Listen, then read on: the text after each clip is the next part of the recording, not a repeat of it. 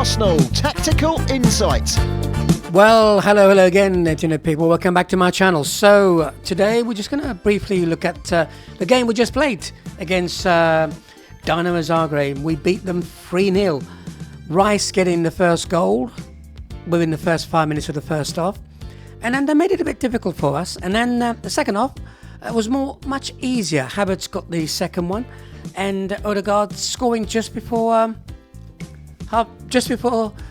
the full-time whistle. That's it. What interests me in this game, we actually played Gabriel and Kivior centre-back, two left-footed players. Jorginho was in the 6, Rice and Odegaard in 8. And Timber was to right back. He was replaced by Partey. Shevchenko was replaced by Tierney. And also Ethan Ranieri came on as well. Now, put that to bed. We won the game 3-0. Okay, the next game, of course, is away to Wolves. And this is the game I want to look at for you. On paper, Wolves play this formation, as you can see here. It's a 3-4-3 against our 4-3-3, but in possession we don't play like that, nor do Wolves. Their last game, of course, was against Chelsea, and we still lost the game 3-1. They let a goal in the first half. I think about 25 minutes it took for Chelsea to score. And then they came back with a corner, the goal back. Made it 1-1 at half time. The second half was a different story. For some reason, I don't know what they were doing, didn't defend properly. And Chelsea got the 2 goals. So, tactically, how do they play?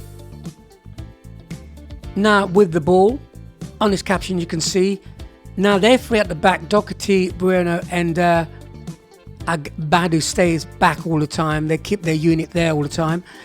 It's a 3-2-5. That's how they attack. And it'll be interesting to see what we do, our team shape. Normally, without the ball, we play 4-4-2. Now, I'm thinking this, we might have to go 5-3-2. It all depends where the ball is. So, I think we can adapt our shape, our defensive shape, depending what Wolves do. This is us with the ball. Sorry, I just dropped something there, right? Trying to recording and dropping things, right? This is us. Let me tell you, I'm not going to stop this. I'm going to carry on. This is live. This is us with the ball. We build up in a 3-2-5, and lately we've been I'm going to show you in a minute. When we actually build up, right, we have this massive sort of rondo. I'll explain that in a moment. For some reason, we don't play in between the lines. Maybe because Saka's not playing, but this is how we build up. They will sit in a 5-2-3. That is their shape. And then the 3 on top, which is Sarabia, Larson, and Gunnar, will decide when to press. They normally see where we play the ball. If we play the ball backwards, the back passer will press. And the trigger, we don't know what the trigger is. The players will work out the trigger themselves. Now, this is something I noticed which they did when they take a goal kick, right? Look at the shape. It's a 3-2-5. Normally, the keeper will put it to the right or to the left and take the kick. You know it's going to go to the right, so everyone shuffles over to the right-hand side. If it goes to the left, everyone shuffles over to the left-hand side. Here, they don't do that. They line all their players in a line, okay?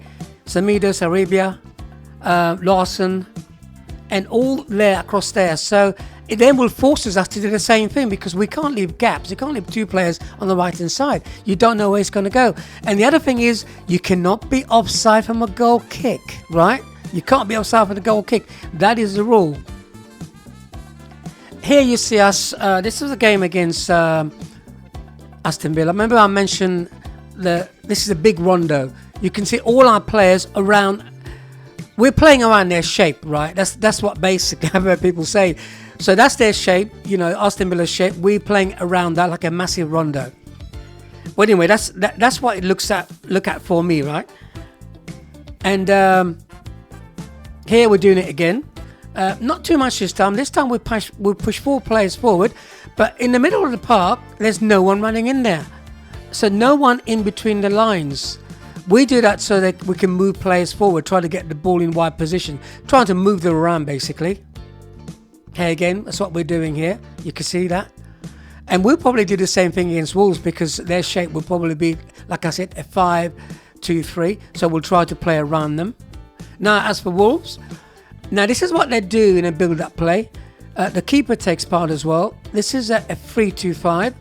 You can see what they tend to do. They'll build up on one side and leave the other gap on the right hand side, a massive space.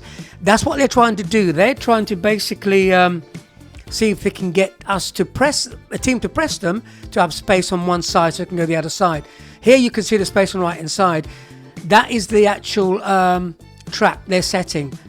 They play there, they'll probably make us force them back, and then they'll switch it over. So we must watch that. Here is their shape without the ball, which I've showed you before. It's a 5-2-3. Getting ready to press, waiting for that trigger. And we will probably not play it like Tottenham do here. They put men in the actual, in between. We'll put men around their shape. So we go around them, rather try to play in between. So that will leave more space for us in the middle to play.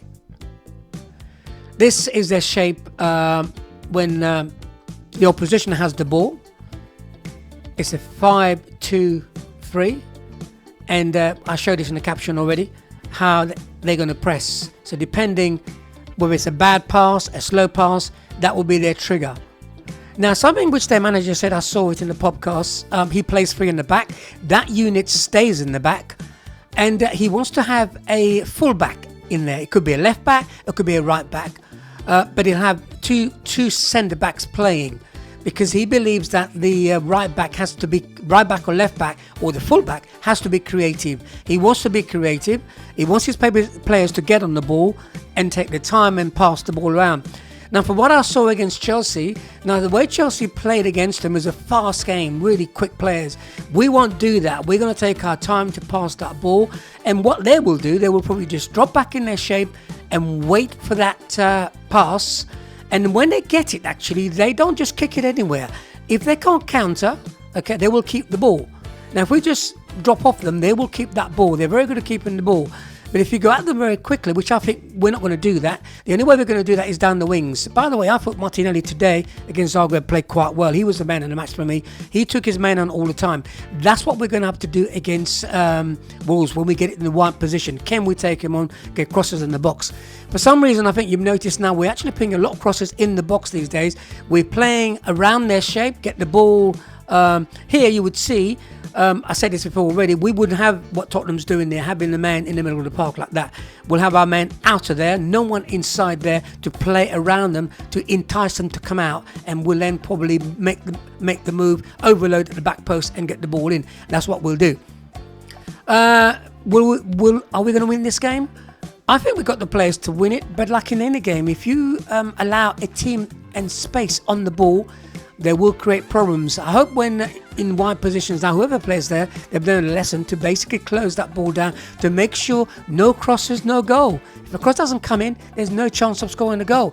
And the name of the game, right, in football is to get the ball in the penalty area. How you do that it depends on the players you have. Anyway, that's my take on it. See you in the next one. Peace and out.